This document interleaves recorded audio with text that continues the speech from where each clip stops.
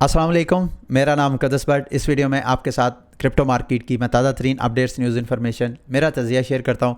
इस वीडियो के लास्ट में जाके आप लोगों ने कुछ ऐसे प्रोजेक्ट के बारे में मेरे से पूछा जो पाकिस्तानियों को एक झांसा देने की कोशिश कर रहे हैं। तकरीबन जितने मुझे आपने कहा है उन सब का मैंने रिव्यू किया है, वो मैं आपको बताऊँगा कि वो स्कैम है और कैसे आप, अगर आप लोगों की कोई इन्वेस्टमेंट नहीं भी है तो मेरी वीडियो लाजमी वॉच करिएगा एंड में, क्योंकि मैं कुछ ऐसी टिप्स शेयर करूँगा जिससे आपको बड़ी आसानी होगी ये गैस करने में कि कैसे स्कैम प्रोजेक्ट को स्पॉट कर सकते हैं। बहरहाल मार्केट की तरफ आते हैं। BTC की प्राइस दोबारा आपको 30,000 की रेंज में ट्रेड होती हुई नज़र आ रही है। इसी तरह इथीरियम भी, जब मैं वीडियो रिकॉर्ड कर रहा हूँ, 2100 की प्राइस के ऊपर ट्रेड होना शुरू हो गई है। अब ये स्मार्ट ड्रिवन एक रैली है, इसका ताल्लुक कतन कोई फंडामेंटल ऐसी चेंजेस नहीं हुए जिस वजह से मार्केट में आपको रैली नज़र आ रही है। और ओपन इंटरेस्ट भी आपको मार्केट का ऑलमोस्ट फ्लैट नज़र आ रहा है।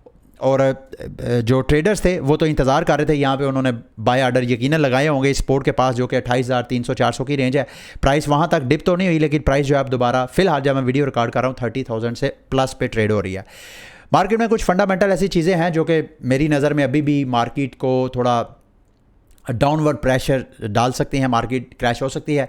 बड़ी मेजर जो अपडेट है वो यही है, गैरी गैंसलर की जो आज की स्पीच है उसमें दोबारा उन्होंने जो पिछले दिनों न्यूयॉर्क को इंटरव्यू देते उन्होंने सारी क्रिप्टो करेंसीज़ के हवाले से ओपिनियन का इज़हार किया था, जो कि आगे जाकर मैं आपके साथ शेयर करूंगा। लेकिन सबसे पहले कोइनबेस ने इस माह के स्टार्ट में तकरीबन 29 मार्च को ये एक ट्वीट की थी जिसमें उन्होंने कहा कि जिस तरह का अमेरिकी मैनेजमेंट, इंतज़ामिया, रेगुलेटर्स का बिहेवियर है, अगर यही सिलसिला जारी रहा तो तकरीबन 10 लाख नौकरियां इस मार्केट से निकल के दूसरी दुनिया की तरफ चले जाएगी, जिसमें यूरोपीय union, UK, UAE, Hong Kong, Singapore, Australia, Japan, जो कि प्रो क्रिप्टो इंडस्ट्रीज़ हैं, मार्केट्स हैं, वहाँ पे चली जाएंगी। और बहरहाल आपके सामने है SEC जो है, कल मैंने आपके साथ शेयर किया कि बिटरेक्स के को चार्ज किया, उसके CEO को चार्ज किया, फिर बाइनांस के पीछे भी है, इवन कोइनबेस को नहीं छोड़ा, क्रैकन को नोटिस जारी किया उसकी स्टेकिंग के ऊपर। तो ये सारी रेगुलेटरी प्रेशर से बचने के लिए अब कोइनबेस ने फैसला किया, बल्कि थोड़ी तारीफ़ किया। उन्होंने कहा जी, never doubt the importance of UK, कि हमारी नज़र में UK और यूरोप की जो अहमियत है वो कम नहीं है। और कोइनबेस जो है वो गो के US लिस्टेड कंपनी है, लेकिन वो वहाँ भी जाके काम कर सकती है। इसका मतलब यह है कि कोइनबेस ने प्लान कर लिया है। कोइनबेस क्रिप्टो मार्केट का एक सबसे बड़ा क्रिप्टो एक्सचेंज है, रेगुलेटेड एक्सचेंज जिसको आप कह सकते हैं। तो अगर वो इस तरह जा रहा है, और इस साल के स्टार्ट में जब से BTC ने रैली पकड़ी है सारी मार्केट ने, इस साल के स्टार्ट में, उस वक्त से कोइनबेस के शेयर भी जो मुसलसल गिर रहे थे, अगर मैं आप जूम आउट करके आपको दिखाऊँ तो ये देखें, मुसलसल जब से इसने अपना IPO किया उसके बाद मुसलसल इसके स्टॉक जो है वो गिर रहे थे, लेकिन अभी जब से ये साल स्टार्ट हुआ है इनके स्टॉक में भी इजाफा हुआ है। अच्छा, अब आज गैरी गैंसलर ने जो कल बिटरेक्स के हवाले से मैंने आपके साथ इन्फॉर्मेशन शेयर की थी, उसमें SEC ने एल्गोरांड को सिक्योरिटी डिक्लेयर किया, तो उसके ऊपर अच्छी खासी तनकीद हो रही है, क्योंकि गैरी गैंसलर जो हैं ये IT के प्रोफेसर रहे हैं और 4 साल पहले इन्होंने एक स्पीच के दौरान एल्गोरांड और ब्लॉकचेन टेक्नोलॉजी की बड़ी तारीफ़ की थी। लेकिन यकायक अचानक अब चूँकि गवर्नमेंट को ये रिप्रेजेंट करते हैं तो गवर्नमेंट का माइंड बन गया कि भाई इस क्रिप्टो इंडस्ट्री जो बैंकिंग फेलियर्स है उससे ख़तरा है कि भाई पैसा जो है, कैपिटल जो है यहाँ से निकल के इस मार्केट की तरफ ना चले जाए जिसको वो रेगुलेट नहीं कर सकते आसानी के साथ, जो एक डिसेंट्रलाइज मार्केट है। तो उससे बचने के लिए अब जिस तरह गवर्नमेंट कहेगी, गैरी गैंसलर साहब ने भी उसी तरह ज़ाहिरी बात है करना है। ये हमारे जो ब्यूरोक्रेट्स हैं इन्होंने वही पॉलिसी को इम्प्लीमेंट करना होता है जो कि एग्जैक्टिव जो उनको बताती है। तो बहरहाल ये सारी चीज़ें हैं। गैरी गैंसलर की आज स्पीच है, उस स्पीच में कुछ मीडिया रिपोर्ट्स ये भी हैं कि शायद गैरी गैंसलर को हटाने के लिए भी अब जो लोग हैं वो कोई ना कोई करारदाद इस तरह की पेश करेंगे। जो इन्होंने न्यूयॉर्क को इंटरव्यू दिया था, उस इंटरव्यू में क्या इन्होंने बात की थी वो मैं आपको दोबारा रिपीट कर देता हूँ, उस वक्त भी आपके साथ शेयर की थी। उन्होंने कहा सब कुछ क्रिप्टो मार्केट में तमाम सिवाय BTC के बाकी तमाम क्रिप्टो करेंसीज ऐसी हैं कि उनकी कोई ना कोई वेबसाइट है, उनके कोई ना कोई ग्रुप ऑफ एंटरप्रेन्योर्स हैं, यानी कोई ना कोई उसके फाउंडर्स हैं, उन्होंने कोई ऐसी लीगल एंटिटीज़, ऑफशोर कंपनीज, यानी अमेरिका में नहीं है लेकिन अमेरिका से बाहर ऑफशोर उन्होंने लाजमी कोई ना कोई फाउंडेशन अपनी सेटअप की होगी। उनके पास वकील भी बड़े अच्छे होंगे जो कि उनको बता रहे होंगे कि किस तरह आपने रेगुलेटरी फर्म्स वगैरह, रेगुलेटर से आपने बचना है।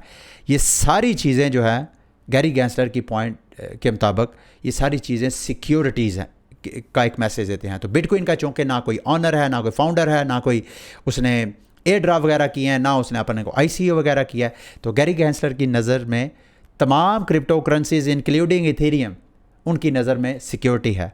ठीक है, तो बहरहाल ये आज की सेइंग है, इनकी स्पीच है। लेट्स सी कि क्या डेवलपमेंट होती है अमेरिका में जब ये हियरिंग स्टार्ट होगी, तो इसको आपने क्लोजली वॉच करना है। बल्कि दूसरी साइड का मैं आपको एंगल दिखाता हूँ। फोर्ब्स जो कि एक और मेन स्ट्रीम मीडिया आउटलेट है, उसकी रिपोर्ट के मुताबिक भूटान जो है खामोशी से मिलियंस ऑफ डॉलर क्रिप्टो में इन्वेस्ट कर रहा है। अब कब से कर रहा है इस बारे में फ़िलहाल तो मेरे पास कोई मालूमात नहीं है, लेकिन ये फोर्ब्स की रिपोर्ट है। दूसरी तरफ से रशिया का जो सेंट्रल बैंक, जो कि पिछले दिनों मैंने आपके साथ शेयर किया था कि रशिया के सेंट्रल बैंक जो है वो कहता है कि इंटरनली क्रिप्टो मार्केट जो है वो उनके लिए नेशनल सिक्योरिटी एक तरह का थ्रेट है।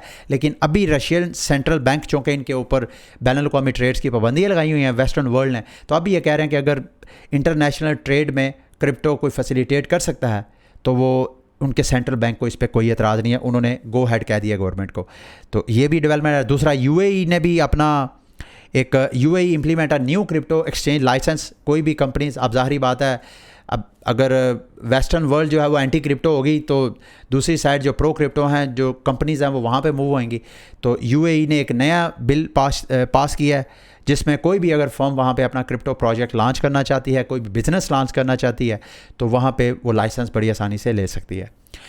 अब आते हैं जी अगली मार्केट की न्यूज़ है। बिटगेट और कोडाओ जो सतोशी प्लस जिन्होंने ब्लॉकचेन, उनकी आपस में एक पार्टनरशिप हुई है जिस वजह से इनकी जो कोर की टोकन की प्राइस है वो भी एकदम न्यूज़ की वजह से थोड़ा पंप किया है, लेकिन अभी फिर दोबारा कंसोलिडेशन हो रही है। ये देखिए इस न्यूज़ के बाद एकदम प्राइस जो है वो पंप की है, लेकिन अभी फिर जो है वो कंसोलिडेशन हो रही है।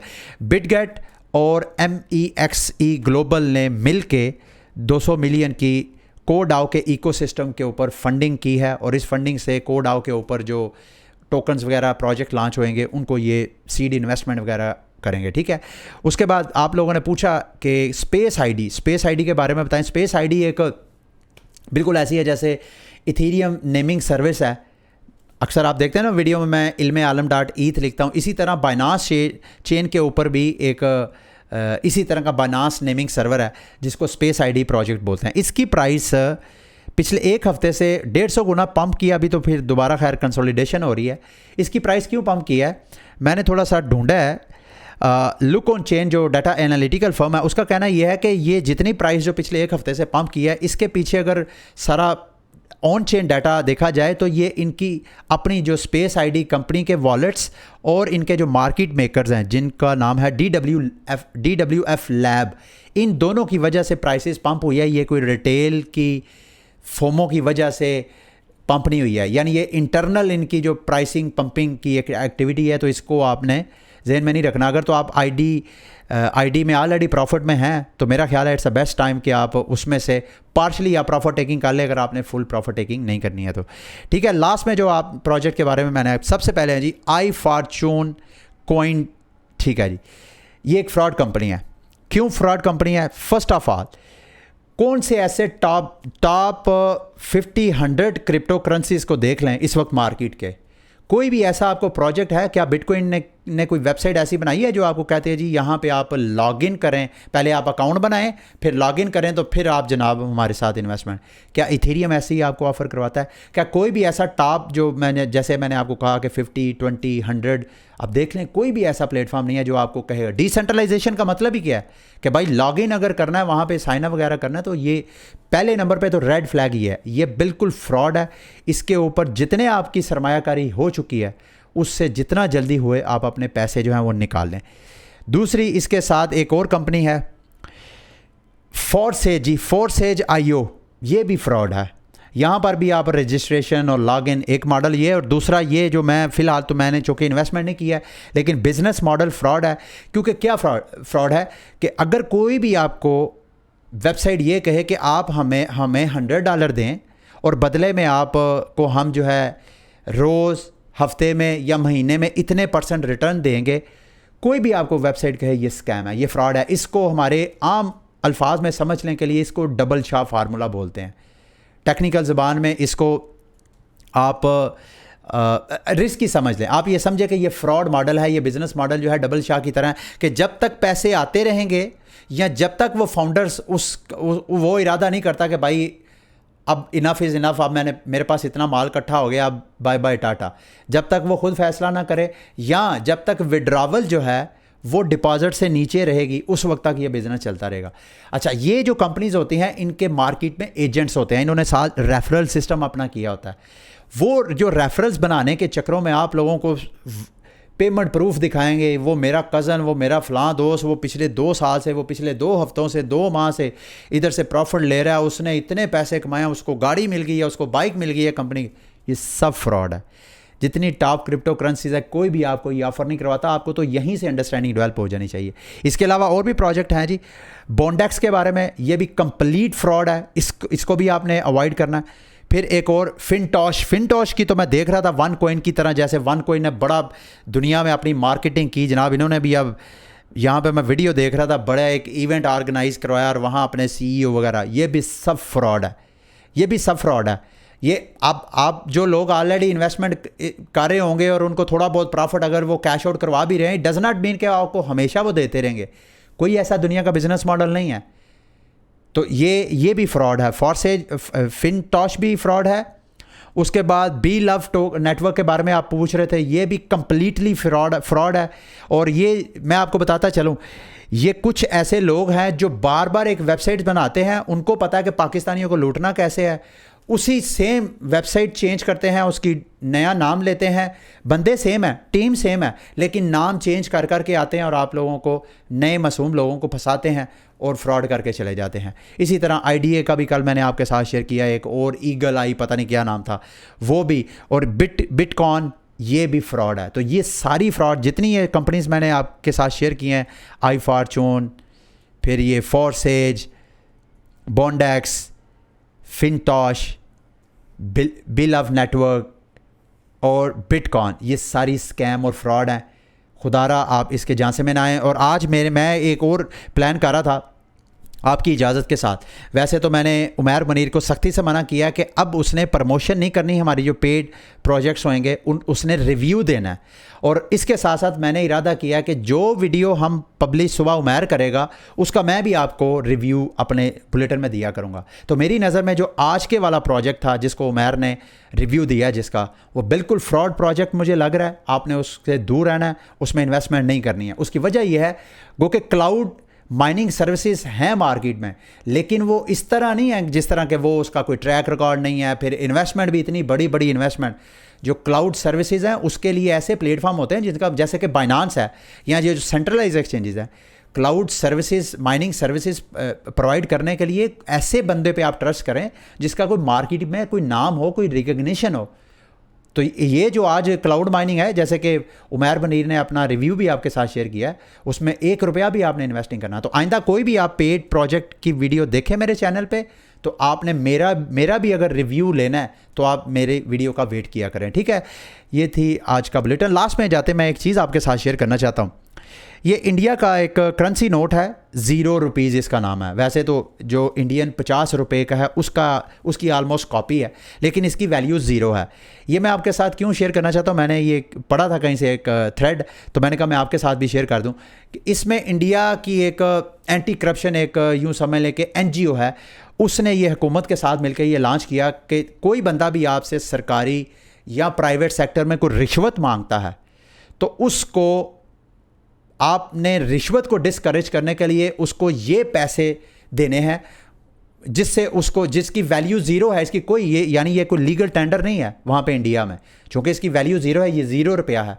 लेकिन इस तरह दे के अगले बंदे को आप तमांचा एक तरह का उसको मारेंगे कि भाई मैंने तुम्हारी रिश्वत का ये जो एक सिलसिला है इसको मैंने सपोर्ट नहीं करना, और आपने उसको एक्चुअली एक तरह का इग्नोर मारा है, ये करेंसी नोट देंगे। हमारे यहाँ भी कोई ऐसी NGO हो जो हमारा मुल्क भी जो करप्शन में लत पाता है।